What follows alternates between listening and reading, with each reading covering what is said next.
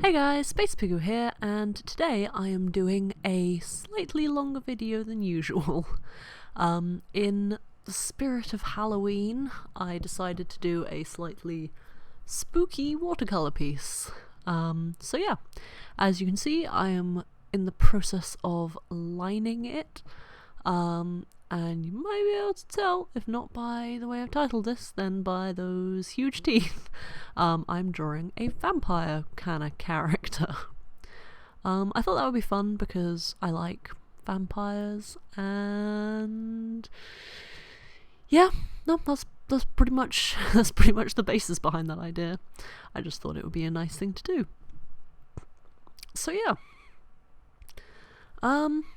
Yeah, this is kind of a long video, so I'm very sorry if I find it hard to stay interesting the entire way through, but hopefully I manage it. You never know, I might succeed.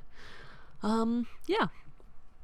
One thing I've been trying to do with the watercolor pieces that I've been doing, which is only 2 admittedly, but still, yeah, one thing I've been trying to do is I've been trying to have them be self-contained on the page, which sounds kind of weird, I guess, but I want to have the pieces be able to float without the page. Basically, what I'm trying to say is I really want to make these into some form of buyable thing, maybe.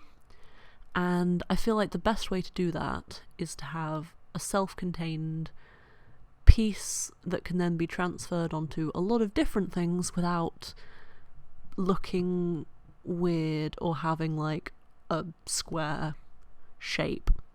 So it's a little bit more flexible. Obviously, like, there's stuff I do that's in just square, and there will be stuff in the future that is square or rectangular, coloured right up to the edges, that I will maybe make things of if people want that at any point. I might do it just for fun, honestly, but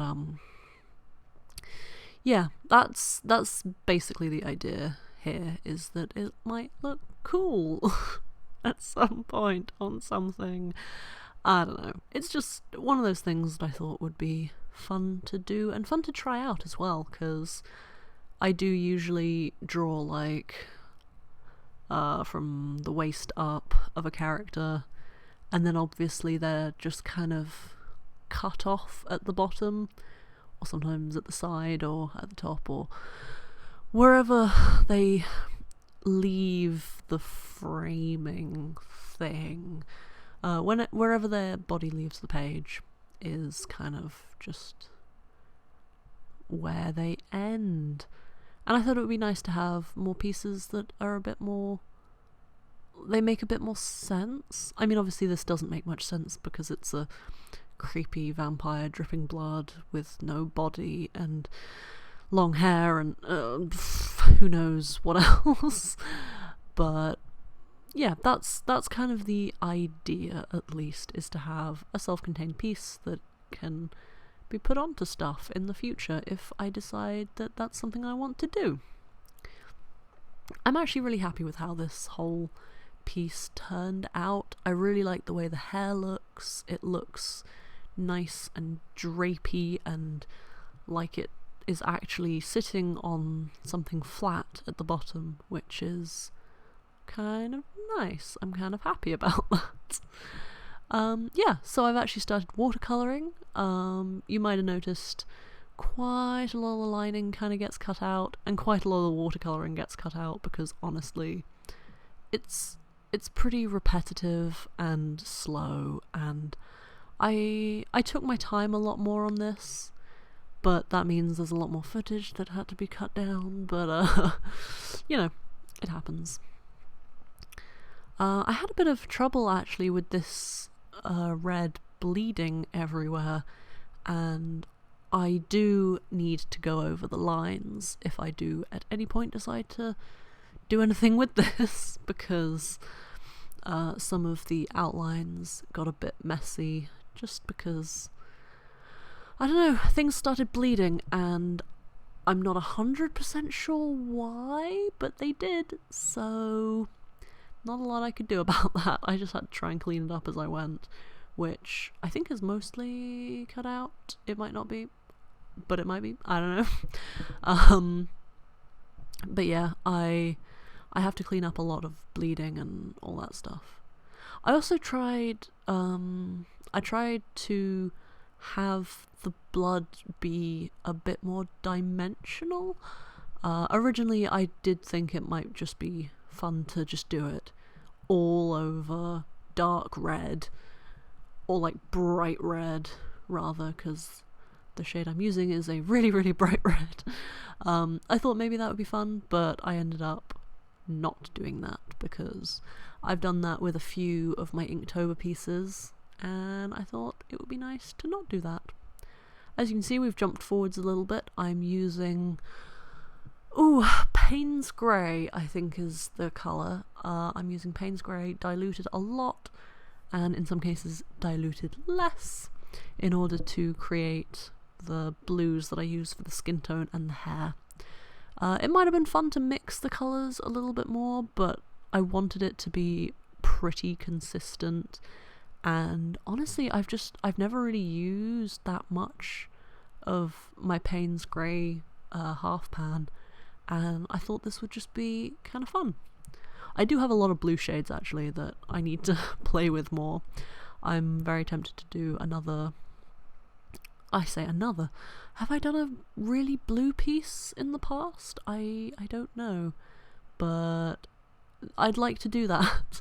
I'd like to do a very blue piece. Maybe I'll paint Lapis Lazuli from Steven Universe or something, just to take advantage of all the different shades of blue, because I do have like 6 or 7, maybe more.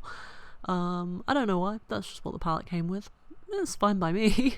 It means I've got a lot to choose from, but I do tend to just not branch out that much, which is awful because I have so many options, but that's often the way. It's hard to choose what to use when you have a lot of different options, so you end up going for the same thing over and over again, and it's a really bad habit, and I'm gonna try and break it, but no promises. Yeah. I decided in my original sketch I kind of intended to have the whole bit of the background within the whole outline. I wanted to have all of it be hair. As you can see, there are some white spaces between the back section and the front sections, and while I was doing it, I decided that I preferred that. And I'm not 100% sure why, but yeah, while I was drawing it out, I just thought maybe this would make more sense. It means that the hair looks a little less thick, and I don't know, I just really like the effect it has. I can't quite explain why, but yeah. We've jumped forwards a bit again. So I started shading the hair, I guess, using less diluted Payne's Grey. I really like how it turns out, actually. I like the effect it has. Yeah. I am really pleased with this piece. It's supposed to be a spooky-ish, Halloween-y-ish piece, and I think that actually went pretty well. I am slowly realising that I much prefer doing kind of creepy stuff.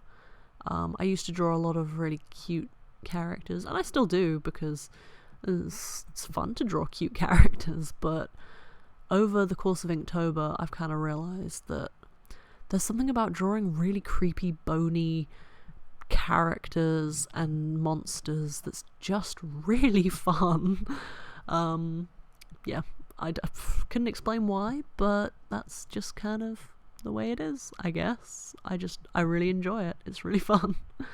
So yeah, you might see slightly more of that in the future, although next week's video will be a flip through of my Inktober sketchbook, because I figured why not share that here. It's been all over the rest of my social media, so it makes sense to actually have some of Inktober commemorated on Facebook, since I've put so much work into it. But yeah, thank you very, very much for watching. I really hope you enjoyed. If you did, you can find me on various social media. It's all listed in the description box down below. And yeah, thank you very, very much for watching. And yeah, goodbye.